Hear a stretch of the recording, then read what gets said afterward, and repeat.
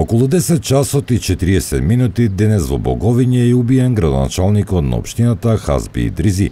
Според соопштението на јавното обвинителство на Република Македонија, првичните информации говорат дека осомничениот го паркирал своето возило во непосредна близина на општина Боговиње и се упатил кон бурехджилницата од спротивната страна, каде во тој момент седел градоначалникот на општината.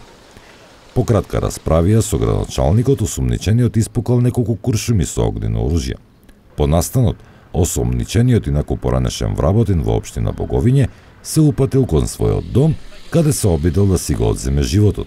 Градоначалникот со возило е префрлен во Тетовската болница, каде била констатирана смрт, додека осомничениот поради сериозноста на повредите е пренесен на Карел во Скопје, каде им подлегнал на повредите.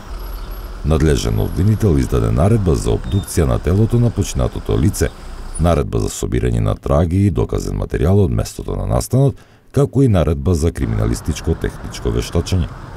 Според неофицијални информации, градоначалникот Идризи пред 2 месеци го отпуштил од работа 53 годишниот Абази и се претпоставува дека ова е причината за убиството.